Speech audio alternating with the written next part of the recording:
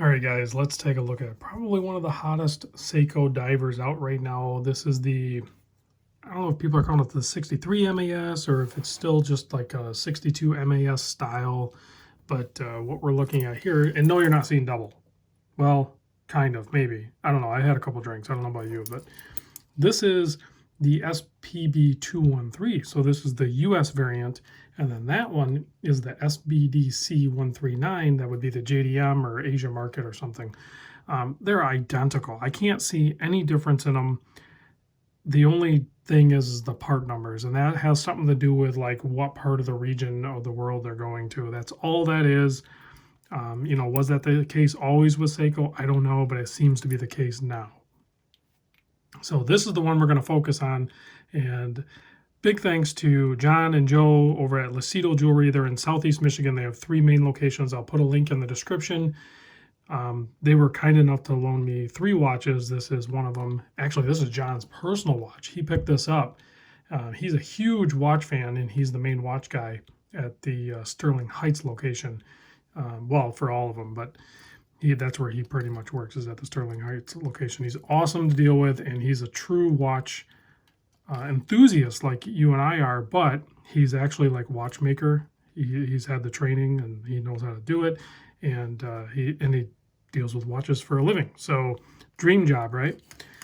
So big thanks to those guys. Anyway, what we're looking at here is the I got a couple different measurements here I'm going to start you with, because this is where it gets a little tricky.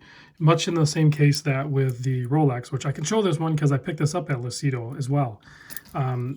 People say 41 or 40 or whatever. Well, they measure it from like here to here, from the 40 to the 10, right?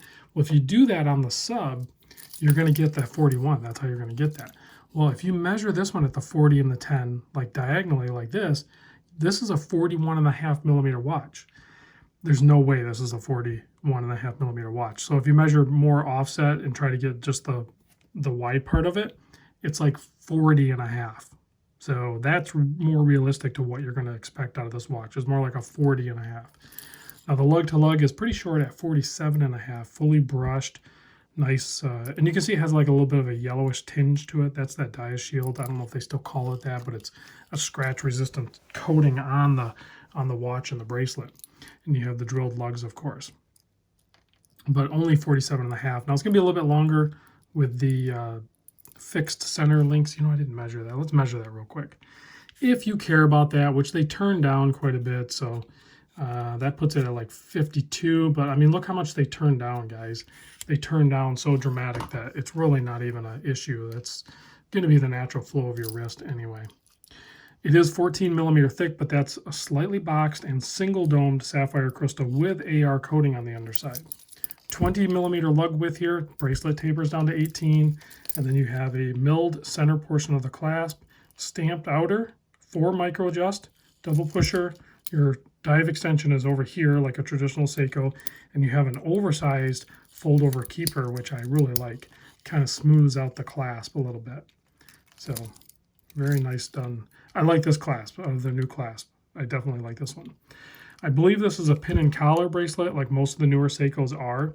I'm not going to remove the blue sticker on the back. I don't know what John's policy is on that, so I'm not going to do that to him. But it's not a special or limited edition or anything. It is part of the 140th anniversary of Seiko there on the tag. So you'll see that, but it's not, there's nothing else other than that. And really, when you first look at this, like depending on what angle or what kind of light you get, it looks like a white dial with a blue bezel, right?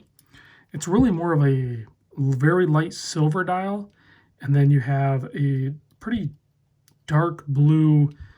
The bezel insert is not ceramic, and it's not aluminum. I believe it is some sort of like high lacquer finished steel, and Seiko's known to do that. They used to do that on their MM300s, and they yielded really good results. They were fairly scratch resistant, and they put off this really cool effect, almost like a really well polished aluminum bezel, but it's going to have the strength of closer to a ceramic. It's somewhere in between the two, really, is where it's going to land.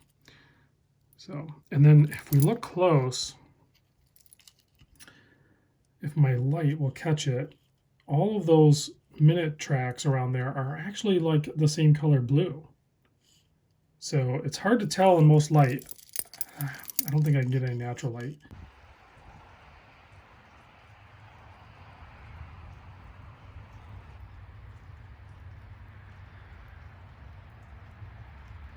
In this video, guys, it's dark outside and I'm not going to go video tomorrow for this, but you can kind of see it in the Japan there a little bit, definitely down there. You can catch it a little bit, as is the second hand. That's also blue. It's not blued, it's not thermally blued, it's, you know, blue in the sense that same with the printing and the bezel insert. But just a clean, no nonsense watch. I mean, look how good the brushing is on it and how sharp the transition to the polished finishes are. The one of the big gripes would be this one's pretty tight. You can see a little bit of gap there from the end link of the bracelet into the watch case. Some of them are a little bit looser than others. This one's actually pretty tight. You can still see a little bit of gap there. It's not bad. Nice brushed bracelet there. And overall good finish. 200 meter water resist, has a 6.5 millimeter screw down crown, non-sized. So with all the links, it weighs in at 180 grams. You're going to take it out, you know, you're going to be closer to like 165 for most wrist size, I'm sure, unless you have a large wrist. 120 click bezel. Nice feel on this one, nice resistance to it, and it lines up. Now, Lucido is an authorized dealer. Guys, I can't stress to you enough, please start, if you don't already do this, please start buying your watches from authorized dealers. I know a lot of you like to buy, if you're buying new, please just buy it at an authorized dealer. You're going to save yourself a lot of headache later on down the road. I know so many people that are dealing with issues right now for one reason or another, and it really comes down to they would still maybe have that issue, but they would have the support of their authorized dealer if they would have purchased it that way. You're just going to do yourself, you know, potential headache down the road if you purchase it overseas or a gray market. You know, if you're shopping used, you know, that's a whole different topic. But if you're buying a new watch, please, please buy authorized dealer.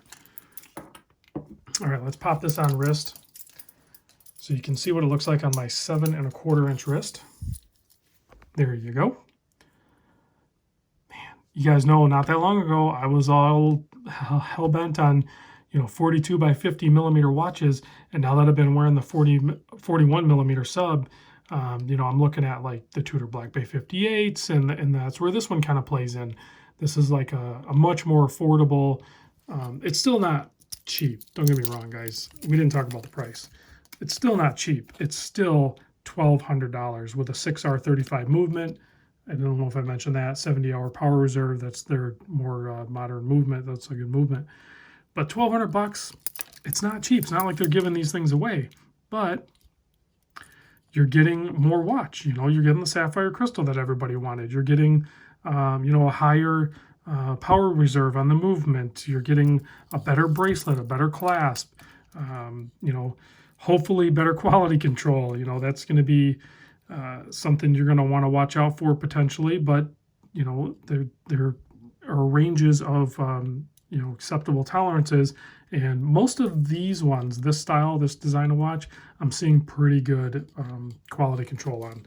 And I can see it definitely with the JDM variant and the US variant here. They both seem to be pretty well built. No problems there. So, all right, let's kill the lights and check the Lume. Because, yeah, the Lume's, oh, you know what? You guys are going to want to see it next to the sub here, too. I know the sub's a little dirty, guys. I've been wearing this thing almost 100 days straight, so I'll clean it up here in a little bit. But they're pretty similar in size, really. I mean, the Seiko's thicker, but other than that, it's not going to give you the same feel on wrist, but it's a heck of a lot less money, I'll tell you that. And it's still a really good watch. So let's kill the lights and check the Lume.